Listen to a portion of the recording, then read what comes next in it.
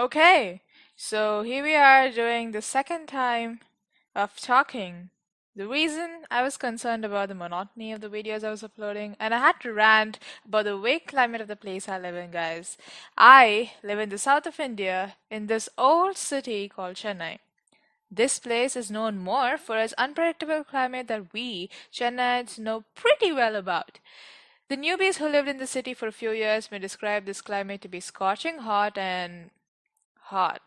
But some experienced folks may agree to it, but add to it by saying that it gets weird during the months of September, October, November, and December.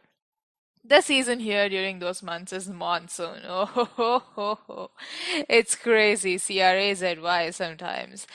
It's either of the extremes here. It's either major downpour that leads to floods or scorching heat that even the rocks crack. Seriously, guys, we probably can make omelets on the pan put on the rooftop or something.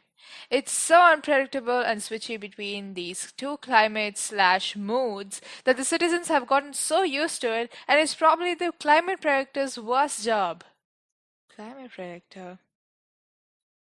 Geog- Me- Meteorologists have got it. I'm sorry, not climate predictor. Let me give you a few instances that I have experienced in my life so far in this city.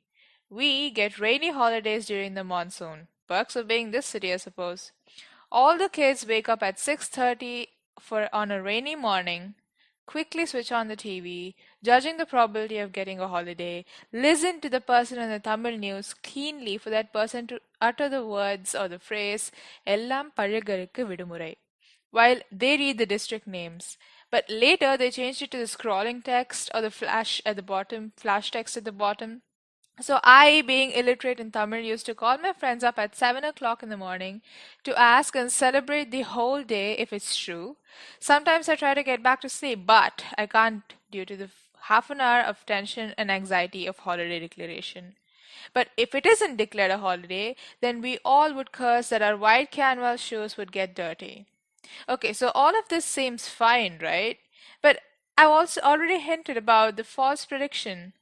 When they don't declare a Vidumurai, aka holiday, it heavily rains, and if they do, it will be a climate that little Johnny would love to play in. Huh, too bad. We love it anyway.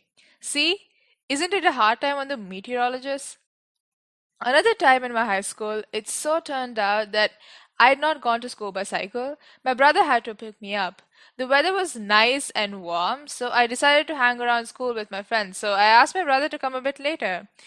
The weather suddenly changed its mood, and when it was time to go back home, it rained super hard.